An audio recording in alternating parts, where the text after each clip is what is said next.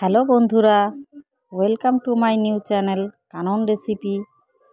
তোমাদের সবার স্বাগত। তো আজ চলে এসেছি নতুন রান্না নিয়ে কিছু। আজ আমি বানাবো বিরিয়ানি, মটন কষা আর চিকেন পকোড়া। তো দেখতেই পাচ্ছ এখানে আমি বিরিয়ানির জন্যে সব কিছু রেডি করে রেখেছি। মটন রেডি করা, পেঁয়াজ কাটা, আর এদিকে চলো চালটা ভেজানো আছে, চালটা ভিজিয়ে রেখেছি। তো এদিকে দেখতে পাচ্ছ পেঁয়াজ কুচিয়ে রেখেছি, মটন, চিকেন। আজ আমি মটনটা কষা করব আর চিকেনটা বিরিয়ানি করব। তো চলো, কড়াইতে তেল দিয়ে দিয়েছি।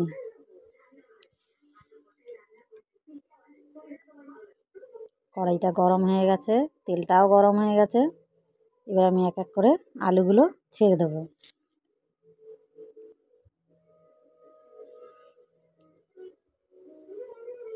আলুগুলো সব বিরিয়ানিতে দেওয়া হবে, তাই আলুগুলো ভালো করে ভেজে নিতে হবে।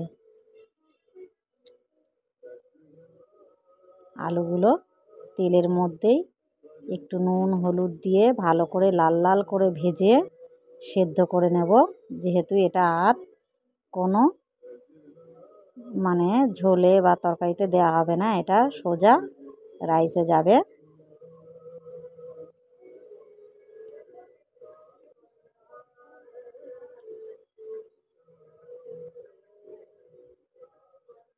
ভালো করে নেড়ে চেড়ে দেবো। আলুগুলো দেখতেই পাচ্ছ আমার লাল লাল করে পুরো ভাজা হয়ে গেছে, আলুগুলো পুরো সেদ্ধ হয়ে গেছে তেলের মধ্যে, একদম নরম হয়ে গেছে, আলুতে নুনও ঢুকে গেছে, যার ফলে আর পরে অসুবিধা হবে না।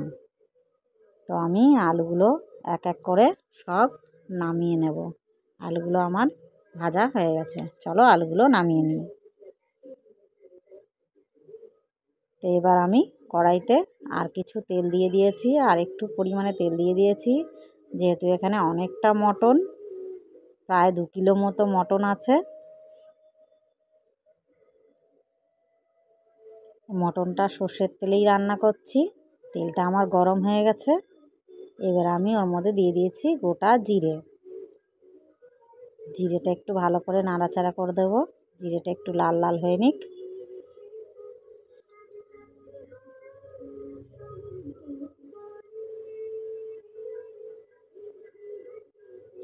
দেখতেই পাচ্ছ জিরেটা আমার হয়ে গেছে। এবার আমি ওর মধ্যে দিয়ে দেব গোটা গরম মশলা, তারপর দিয়ে দেব পেঁয়াজ কুচানো। পেঁয়াজ কুচানোটাও অনেকটাই দিতে হবে, যেহেতু পরিমাণটা বেশি।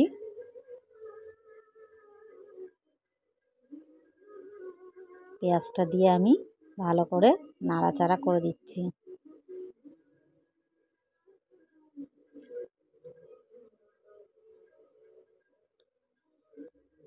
পেঁয়াজটা বেশি ভাজবো না, পেঁয়াজটা হালকা করে ভেজে নিয়েছি। দেখতেই পাচ্ছ পেঁয়াজটা আমার ভাজা হয়ে গেছে। এবার আমি ওর মধ্যে মশলাটা দিয়ে দেব।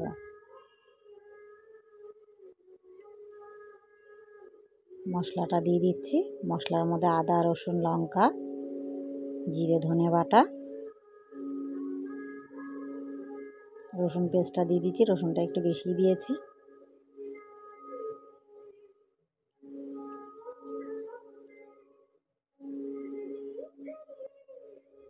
এবার আমি দিয়ে দেবো একটু হলুদ গুঁড়ো।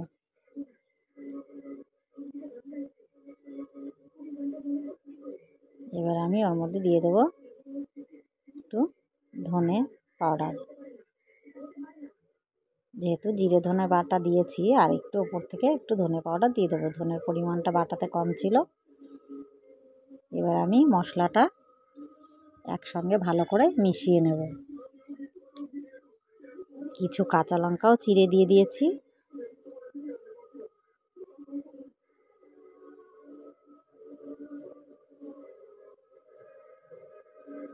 চলো একটু নুন দিয়ে দিলাম, পরিমাণ মতো নুন দিয়ে দিয়েছি। এবার আমি ভালো করে মশলাটা মিশিয়ে নেব। দেখতেই পাচ্ছ কালারটা কত সুন্দর এসছে এখনই। এখানে আমি লঙ্কা বাটা ইউজ করি, কোনো কাশ্মীরি রেড চিলি লঙ্কা ব্যবহার করি না, যেহেতু আমি গুঁড়ো লঙ্কাও ব্যবহার করি না। এবার আমি দিয়ে দেব পরিমাণ মতো টক দই।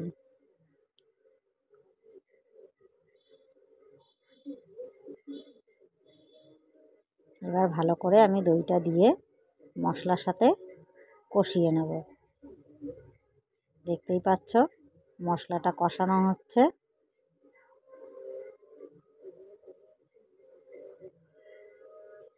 দই দেওয়ার ফলে কালারটা আরও সুন্দর লাগছে। আমার মশলাটা প্রায় কষা হয়ে গেছে। এবার আমি ওর মধ্যে মটনটা দিয়ে দেব। মটনটা দেওয়া হয়ে গেছে। এবার আমি মশলার সাথে ভালো করে মটনটা মিশিয়ে দেব। অনেকটাই মটন বন্ধুরা, নাড়তে খুবই অসুবিধা হচ্ছে।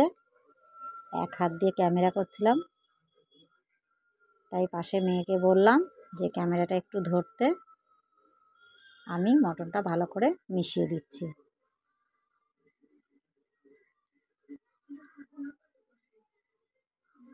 মটনটা এত সুন্দর ছিল, মটনের হাড়টা খুব কমই ছিল। খুব সুন্দর মটন এনেছে আজকে।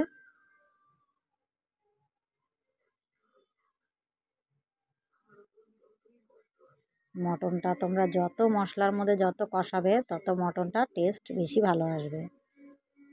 দেখতেই পাচ্ছ আমার মটনটা প্রায় কষা হয়ে গেছে, তেলও ছেড়ে দিয়েছে। আরও একটু কষাবো, যেহেতু পুরো তেলটা এখনও পর্যন্ত ছাড়েনি, হালকা হালকা তেলটা ছাড়ছে মশলাটা। তো চলো এদিকে আমি দেখে নিই এদিকে কী অবস্থা আছে। এদিকে বিরিয়ানির জন্য আমি সব রেডি করে রেখেছি। চালটা ঘন্টাখানিক ভিজে গেছে। যাক, চালটা খুব সুন্দর ভিজেছে, বিরিয়ানি করতে আমার আর অসুবিধা হবে না।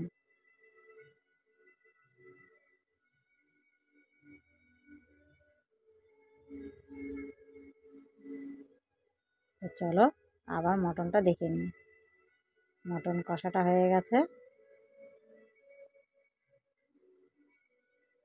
ভালো করে আরেকবার নেড়ে দিই। আর আস্তে আস্তে কষাচ্ছি, ওটা বেশি জোর দেব না। আমার মটন কষাটা হয়ে গেছে। আমি এবার মটনের মধ্যে জলটা দিয়ে দিলাম। জলটা গরম করে রেখেছিলাম।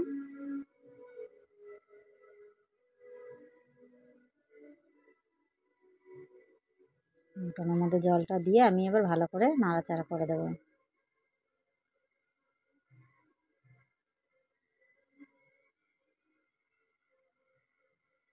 দেখতেই পাচ্ছ জলের পরিমাণটাও বেশি দিইনি, যেহেতু এটা মটন কষা হবে, সে জাস্ট সেদ্ধ হবে। আমি বন্ধুরা কুকারে দিই না, কুকারের টেস্ট আমাদের ভালো লাগে না, যার জন্য আমি কড়াইতে সবসময় চিকেন মটন যাই হোক আমি কড়াইতেই রান্না করি। তো চলো আমি ঢাকনা দিয়ে দিয়েছি। তো ঢাকনাটা উঠিয়ে তোমাদের দেখাচ্ছি। সরি বন্ধুরা, কষানোর সময় ঝোলটা দেওয়ার পরে আমি ওপর থেকে চর্বিগুলো দিয়ে দিয়েছিলাম, তোমাদের দেখাতে পারিনি। চর্বিগুলো একসাথে দিইনি, কারণ চর্বিগুলো গলে যায়, তার জন্যে চর্বিগুলো ওপর থেকে দিয়েছিলাম। এবার চলো আবার ঢাকনাটা দিয়ে দিই।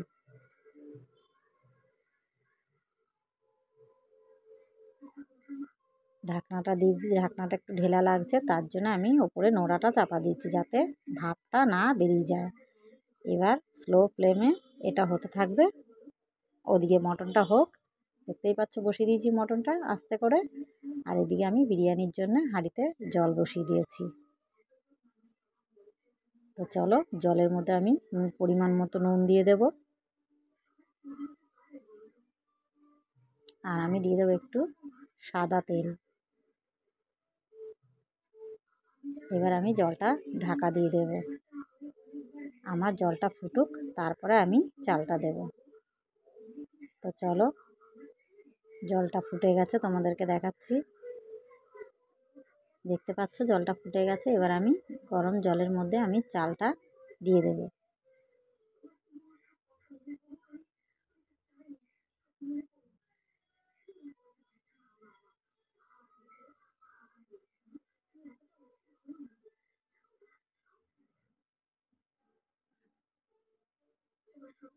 চালটা প্রথমে ভালো করে ধুয়ে রেখেছিলাম, কেন ভিজিয়ে রাখার পরে চালটা ধুতে গেলে চালটা ভেঙে যায়, তার জন্য প্রথমেই চালটা ভালো করে ধুয়ে তারপরে আমি ভিজিয়ে রেখেছিলাম। তো চলো ভালো করে নেড়ে দিয়ে আমি এবার ঢাকনাটা দিয়ে দেব। চলো এবার আমি দেখাচ্ছি তোমাদের, ভাতটা হয়ে গেলে দেখাচ্ছি। তো চলো আমার রাইসটা কমপ্লিট, প্রায় হয়ে গেছে। বেশি সেদ্ধ করব না, যেহেতু এটা বিরিয়ানি দমে যাবে, বেশি সেদ্ধ করলে ভাতটা নরম হয়ে যাবে। আমার ভাতটা প্রায় হয়ে গেছে, এবার আমি ভাতটা নামিয়ে নেব। এবার চলো বিরিয়ানির জন্য চিকেনটা কষিয়ে নেব। এদিকে আমার মটনটা দেখাচ্ছি তোমাদের, দেখে নাও। মটনটা প্রায় কমপ্লিট হয়ে গেছে, এবার আমি ওপর থেকে ঘি দিয়ে দেব।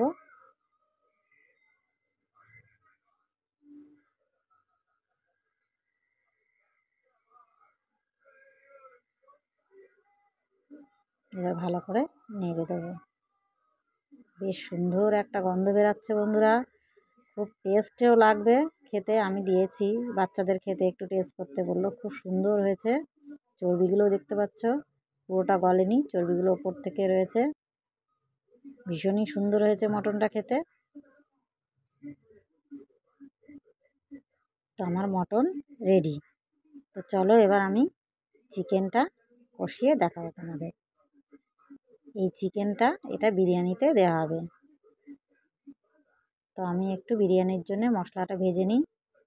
এখানে জায়ফল, জয়িত্রীর গুঁড়োটা করা আছে, তার জন্য জয়িত্রীটা আর দিলাম না। জায়ফল আর গোটা গরম মশলা ভেজে নেব।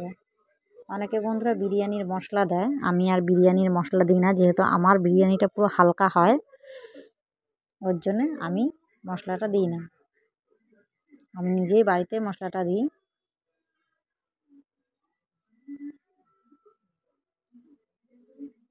আমাদের বিরিয়ানি যেটা হয় সেটা একটা খুব খুব তেল কম, হালকা বিরিয়ানি, যেটা খেলে কোনো অসুবিধা হবে না, খেতেও ভালো লাগবে। এবার চলো কড়াইতে তেল দিয়ে দিই।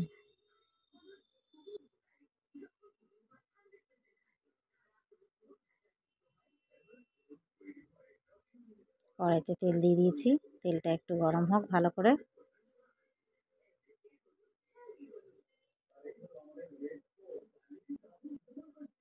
তেলটা গরম হচ্ছে,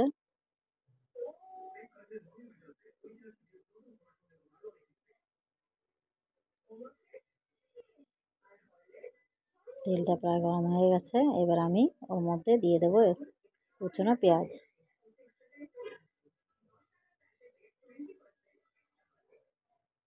পেঁয়াজটা দিয়ে দিয়েছি, পেঁয়াজটা ভালো করে লাল করে ভেজে নেব।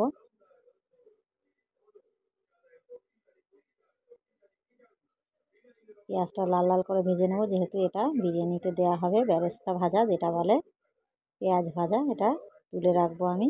এই পেঁয়াজটা পরে রাইসের সাথে অ্যাড করব। তো চলো পেঁয়াজটা তুলে নিই। কড়াইতে তেল রয়েছে, আর আমি ওর মধ্যে তেল দেবো না, এর মধ্যে আমি এবার দিয়ে দেবো ঘি।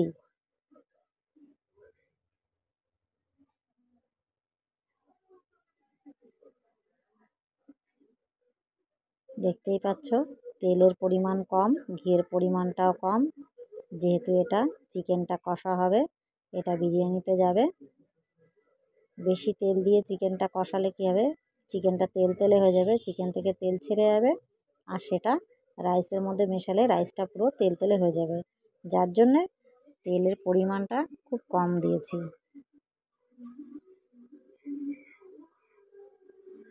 তো চলো তেলটা আমার গরম হয়ে গেছে, এবার আমি ওর মধ্যে পেঁয়াজ কুচো দিয়ে দেব।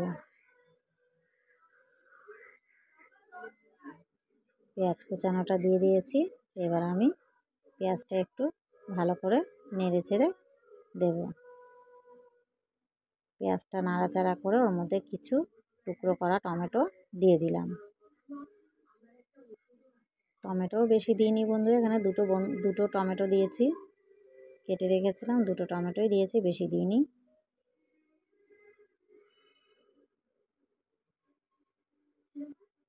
এবার আমি এর মধ্যে মশলাটা দিয়ে দেব। মশলাটা একসাথে রেডি করে রেখেছিলাম।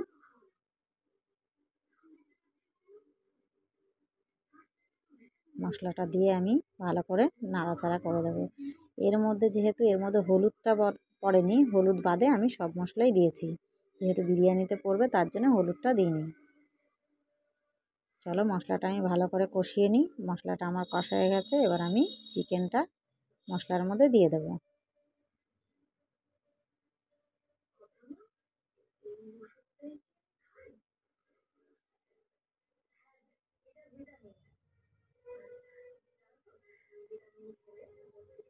চিকেনটা ভালো করে ধুয়ে আমি জল ঝরিয়ে রেখেছিলাম, যাতে চিকেন থেকে আর জলটা না বেরায়।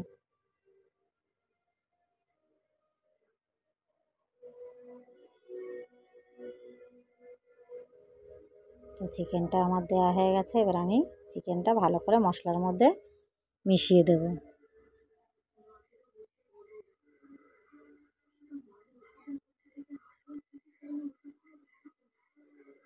ভালো করে মশলাটার মধ্যে মিশিয়ে দিতে হবে।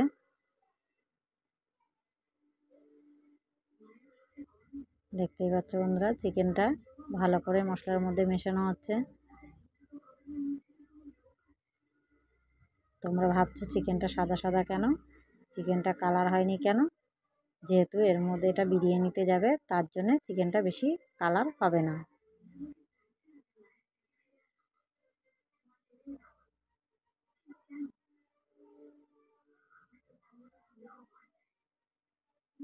তো চলো, আমার চিকেনটা প্রায় কষা হয়ে গেছে। এর মধ্যে এবার আমি ওপর থেকে বিরিয়ানির মশলা করে রেখেছিলাম, সে মশলাটা দিয়ে দিয়েছি। মশলাটা দিয়ে আমি ভালো করে নাড়াচাড়া করে দেবো।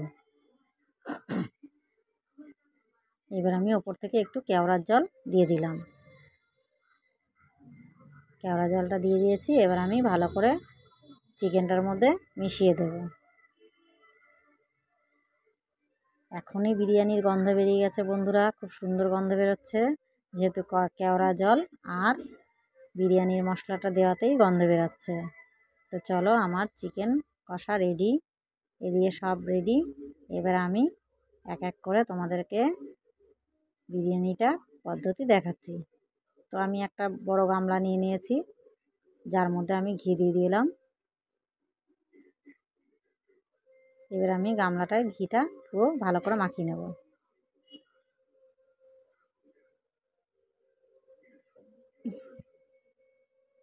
এবার আমি রাইসগুলো গামলাটার মধ্যে দিয়ে দিচ্ছি। বেশ কিছু পরিমাণে রাইস দিয়ে দেবো, অনেকটাই রাইস দেবো নিচটায়।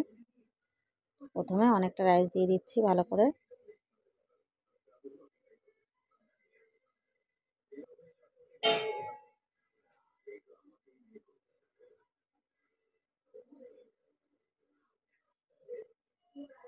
ব্যাস, আর দেবো না। এবার আমি হাত দিয়ে ভালো করে রাইসটা সব জায়গায় ছড়িয়ে দেবো।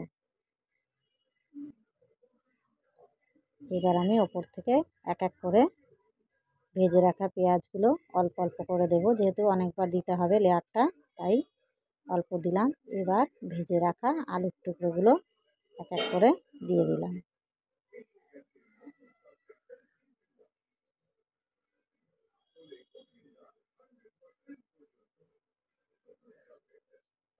এবার আমি চিকেনের টুকরোগুলো সাইড দিয়ে রাইসের ওপর বসিয়ে বসিয়ে সাজিয়ে সাজিয়ে বসিয়ে দেবো।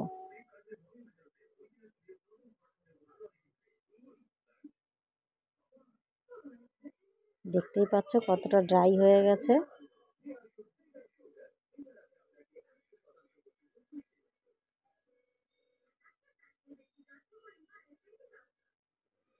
এবার আমি উপর থেকে আর কিছু রাইস দিয়ে দেবো।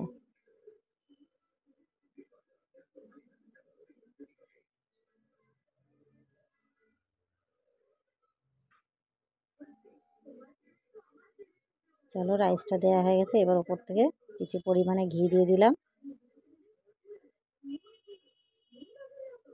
এবার আমি একটু বিরিয়ানির কালারটা দিয়ে দেবো, যেটা দুধের মধ্যে রঙটা মিশিয়ে রেখেছিলাম অল্প দেবো, বেশি দেবো না।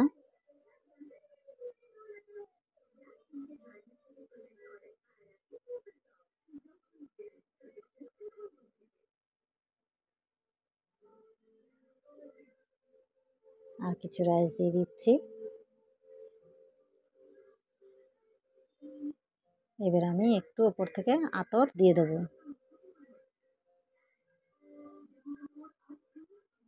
তো চলো এবার আরও কিছু রাইস আমি ওপর থেকে দিয়ে দেবো।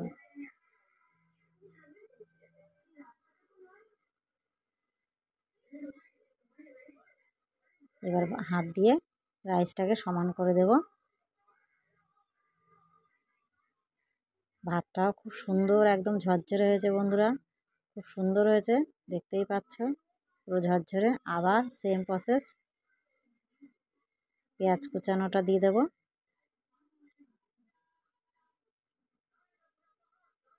আবার একটু কালার দেব।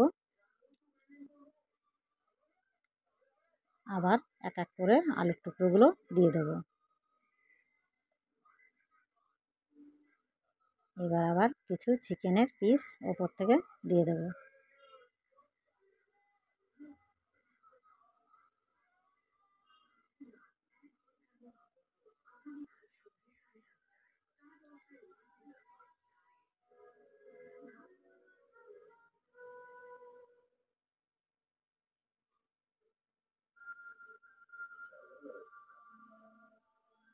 এবার আমি ওপর থেকে আরও রাইস দিয়ে দেব।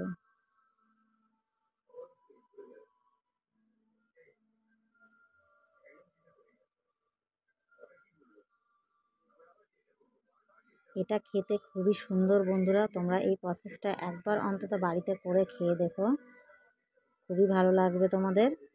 আবার আমি ওপর থেকে একটু ঘি দিয়ে দেবো।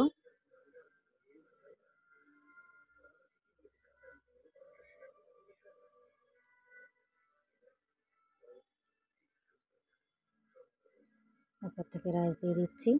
রাইসটা দিয়ে ভালো করে মিশিয়ে দিলাম।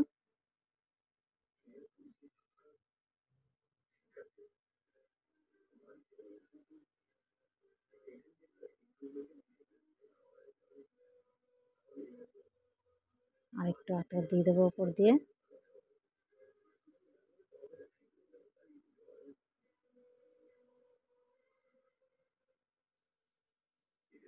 চলো এবার আমি ঢাকনা দিয়ে দেবো, দিয়ে আমি এটাকে দমে বসাবো। চলো তারপর তোমাদের দেখাচ্ছি দম থেকে নামিয়ে। তো চলো আমার দমে বসানো হয়ে গেছে। এদিকে আমার মটন কষাটা দেখতে পাচ্ছ, আর এদিকে আমার বিরিয়ানিটা রেডি, দেখতেই পাচ্ছ। সুন্দর একটা গন্ধ বেরাচ্ছে, বেশ গরম গরম বিরিয়ানি, একদম ধোঁয়া বেরাচ্ছে। এবার চলো আমি চিকেন পকোড়াটা ভেজে নেব। কড়াইটা বসিয়ে দিয়েছি, এদিকে চিকেনটা ম্যারিনেট করে রেখেছিলাম। কড়াইতে সাদা তেল দিয়ে দিচ্ছি।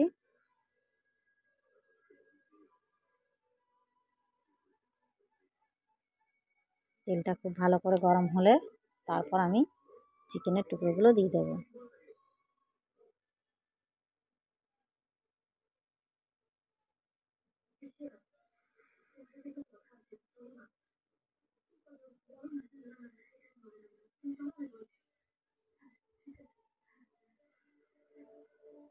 কড়াইটা আমার গরম হয়ে গেছে, তেলটাও গরম হয়ে গেছে। এবার চলো আমি এক এক করে চিকেনের পিসগুলো দিয়ে দেবো।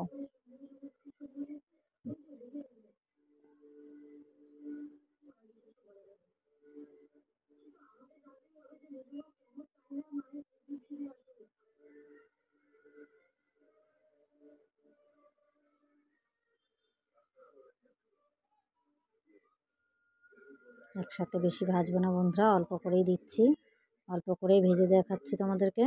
আর বাদ বাকিটা পরে ভাজবো, কেন চিকেনগুলো ভাজা হয়ে যাবে, সব ভাজা হয়ে গেলে ঠান্ডা হয়ে যাবে, তার জন্য এখন বেশি ভাজবো না, অল্প করে ভেজে নেব। আবার যখন যে খাবে তখন গরম গরম ভেজে দেবো। তো দেখতেই পাচ্ছ ওই পিঠটা উঠে গেছে, হয়ে গেছে। এবার আমি এগুলোকে ভালো করে নাড়াচাড়া করে দিলাম। একটু লাল লাল করে ভেজে নেব।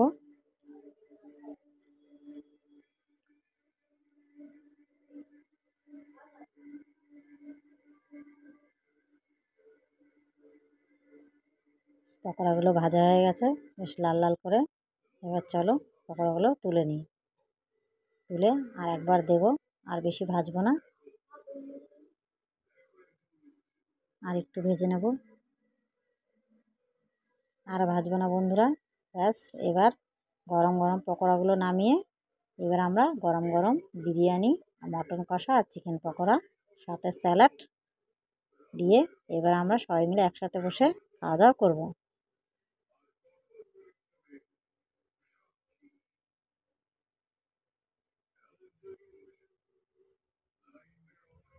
তো চলো বন্ধুরা, আজকের জন্য টাটা। তোমাদের যদি ভালো লাগে লাইক করো, শেয়ার করো, কমেন্ট করো, সাবস্ক্রাইব করো। থ্যাংক ইউ বন্ধুরা।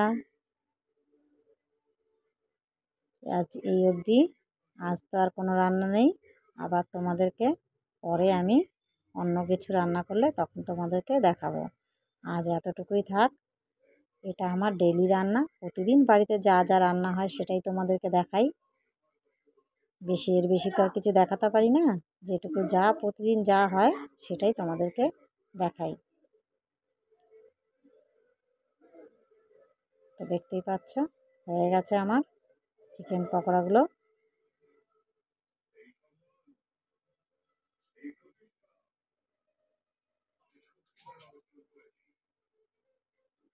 তো আমার পকোড়াগুলো কমপ্লিট, ভাজা রেডি।